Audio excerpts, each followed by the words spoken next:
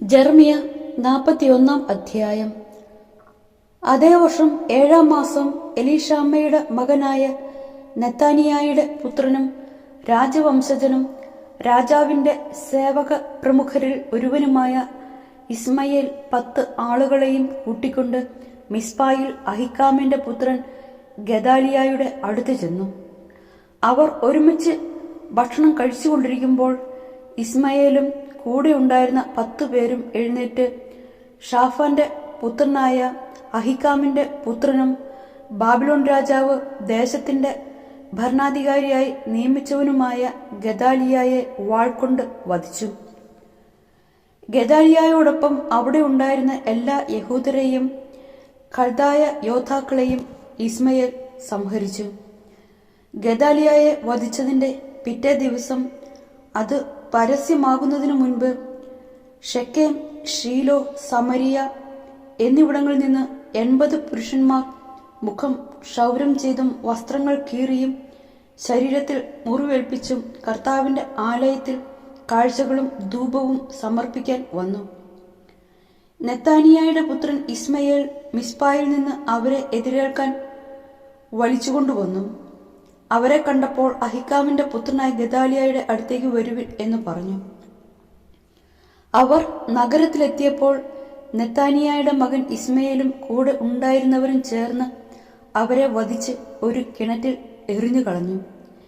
എന്നാൽ അവരിൽ 10 പേർ ഇസ്മയേലിനോട്, ഞങ്ങളെ കൊല്ലരുത്, ഞങ്ങൾ ഗോതമ്പ്, ബാർലി, എണ്ണ, തേൻ എന്നിവ സംഭരിച്ച് വയലിൽ ഒളിച്ചു വെച്ചിട്ടുണ്ട് എന്ന് പറഞ്ഞു.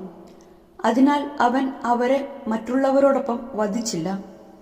ഇസ്മയേൽ കൊന്നവരുടെ ശരീരങ്ങൾ വലിച്ചെറിയപ്പെട്ട കിണർ ഇസ്രായേൽ രാജാവായ ബാഷായഭ എന്ന ആസാ രാജാവ് സ്വരക്ഷയ്ക്ക് വേണ്ടി നിർമ്മിച്ചതായിരുന്നു. നെത്താനിയായുടെ മകനായ ഇസ്മയേൽ അത് മൃതദേഹങ്ങൾ കൊണ്ട് നിറച്ചു.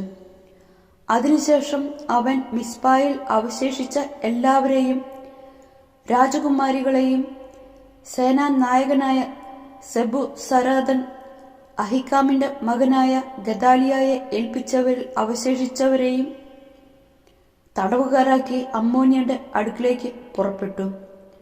നെത്താനിയായുടെ മകൻ ഇസ്മയേൽ വരുത്തിവെച്ച അനർത്ഥങ്ങൾ കരേയായുടെ മകൻ യോഹാനാനും പടത്തലവന്മാരും അറിഞ്ഞു. അവർ യോദ്ധാക്കളെയും കൂട്ടി ഇസ്മയേലിനെതിരെ പുറപ്പെട്ടു. ഗിബയോനിലുള്ള വലിയ കുളത്തിനരികെ വച്ച് അവനുമായി ഏറ്റുമുട്ടി. കരേയായുടെ പുത്രനായ യോഹാനാനെയും പടത്തലവന്മാരെയും കണ്ടപ്പോൾ ഇസ്മയേലിന്റെ കൂടെ ഉണ്ടായിരുന്നവർ അത്യധികം സന്തോഷിച്ചു. മിസ്പായിൽ നിന്ന് തടവുകാരായി കൊണ്ടുപോയ എല്ലാവരും ഇസ്മയേലിനെ വിട്ട് കരേയായുടെ മകൻ യോഹാനാനോട് ചേർന്നു. എന്നാൽ ഇസ്മയേൽ 8 പേരോടൊപ്പം യോഹാനാനിൽ നിന്ന് രക്ഷപ്പെട്ട് അമ്മോന്യന്റെ അടുത്തേക്ക് ഓടിപ്പോയി. ഗദാലിയായെ വധിച്ചതിനു ശേഷം ഇസ്മയേൽ മിസ്പായിൽ നിന്ന് തടവുകാരായി കൊണ്ടുവന്ന യോദ്ധാക്കളെയും സ്ത്രീകളെയും കുട്ടികളെയും ഷണ്ഡന്മാരെയും യോഹനാനും പടത്തലവന്മാരും കൂട്ടിക്കൊണ്ടുപോയി. അവർ ബെത്ലഹേമിന് സമീപം കിംഹാം താവളത്തിൽ താമസിച്ചു. ഈജിപ്തിലേക്ക് രക്ഷപ്പെടുകയായിരുന്നു അവരുടെ ലക്ഷ്യം.